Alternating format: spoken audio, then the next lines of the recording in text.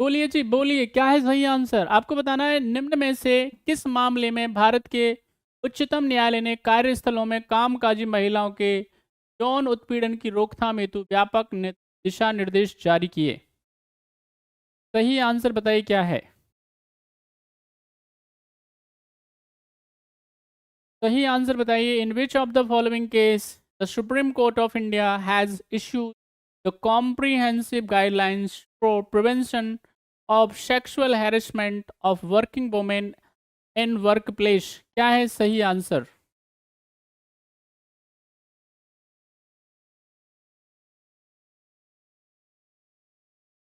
जी करिए आंसर भैया, जल्दी बताइए क्या है सही आंसर। क्वेश्चन आपकी स्क्रीन पे है, क्वेश्चन नंबर 7।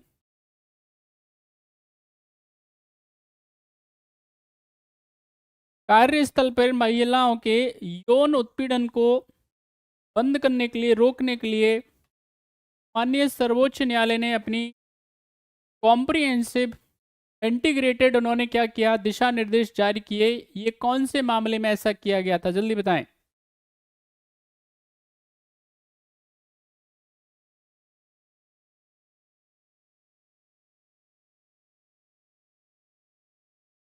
चलिए भाई, जिन जिन बच्चों ने आंसर दे दिया है, इसका सही आंसर है डी।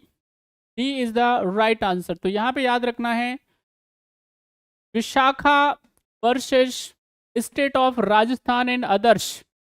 यानी यहाँ पे क्या है, राजस्थान राज्य की बात है। मैं बता देता हूँ आपको, यहाँ पे एक सोशल वर्कर थी, उनका नाम था भबरी देवी।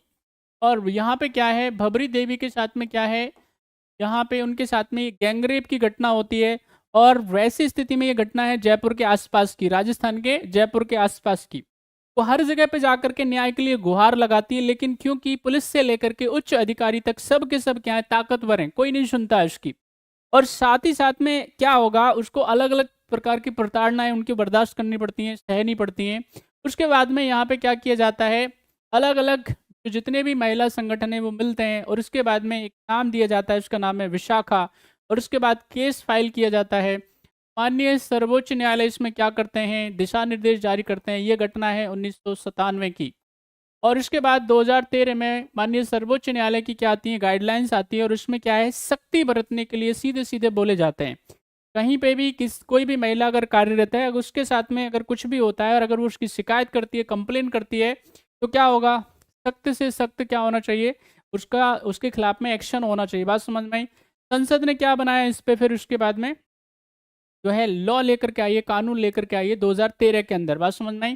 तो अभी क्या है, हर महिला सम्मान के साथ में जहाँ पे भी काम करती है वहाँ पे काम करता रहे। कोई भी बॉस है, अगर उसका कोई एम्प्लॉयर है, उसको क्या करता है, काम देता है, तो इसका मतलब उसको कुछ भी करने का अधिकार नहीं मिल जाता है। तो यहाँ पे क्या है, इसी को लेकर के व्यापक दिशा निर्देश हैं, डिटेल्ड क्या है, गाइडलाइंस हैं, कॉम्प्रिहेंसिव गाइडलाइंस हैं, माननीय सर्वोच्च न्यायालय ने जो जारी करी हैं। तो इसका आंसर क्या हो जाएगा, B is the right answer. Next question on your screen is question number 8. सभी बच्चे आंसर करिए।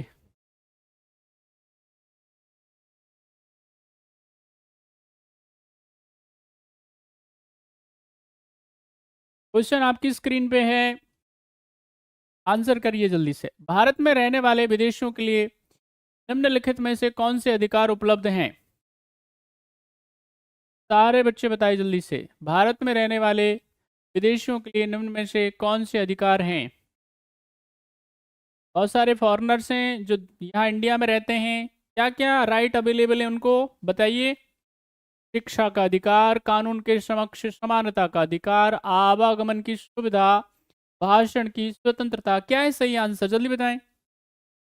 विच of the following rights are available, which of the following rights are available the foreigners और the aliens residing in India? फटाफट से बताएं क्या है answer.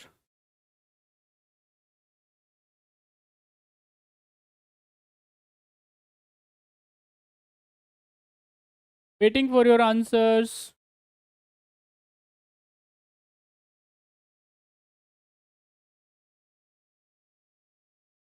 देखिए हमने बताया था फंडामेंटल राइट्स क्या हैं।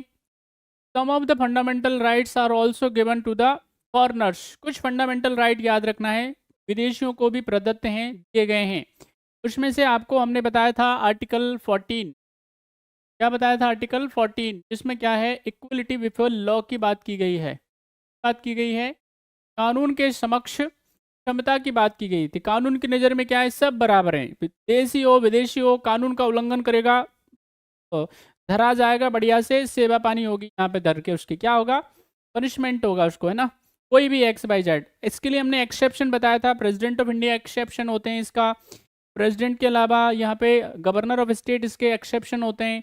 इसके अलावा हाई कमिश्नर्स जो हैं वो विदेशी, अगर मैं राजदूतों की बात करूँगा वो भी इसके एक्सेप्शन होते हैं, ठीक है कि नहीं? तो ये क्या है, और इसके अलावा और भी कुछ जो अधिकारी कर्मचारी इसके क्या होते हैं, एक्सेप्शंस होते हैं, लेकिन सर्टेन कंडीशंस में होते हैं। तो यहाँ पे एक तो राइट टू एजुकेशन है विदेशियों के पास में, राइट टू एजुकेशन है, शिक्षा का प्राप्त अधिकार उनके पास में अवेलेबल है। कानून के समक्ष वो समानता का अधिकार क्या कर सकते हैं, एक्सरसाइज कर सकते हैं। सर्टेन कंडीशंस में उनके पास में अरेस्ट से बचने का क्या होता है, अधिकार होता है सर्टेन कंडीशन में, ठीक है कि नहीं? तो यहाँ पे याद रखना है। राइट टू रिलीजियस की बात करेंगे, आर्टिकल 25 उनके पास में अवेलेबल है। ये कुछ अधिकार हैं जो उनके पास में क्या होता है, अवेलेबल होता है। यहाँ पे आर्टिकल 19 उनको अवेलेबल नहीं होगा, ठीक है कि नहीं? कहीं पे भी आने जाने की अक्रॉस द इंडिया उनको ट्रेवल करने की परमिशन नहीं होती है, रेस्ट्रिक्टेड होता है। उनको कुछ भी बोलने की, अभिव्यक्त करने की, यानी फ्रीडम ऑफ स्पीच और एक्सप्रेशन उनको अवेलेबल नहीं है। तो इसका आंसर क्या हो जाएगा, नहीं है क्या भाई? अच्छा, इसमें एक हट गया इसमें से, यहाँ पे ए और बी होगा, है ना, यहाँ पे ए और बी कर दीजिए आप, ए एंड बी कर सकते हैं आप, ये है इसमें ए एंड बी, इसको कर दीजिए, A is the right answer.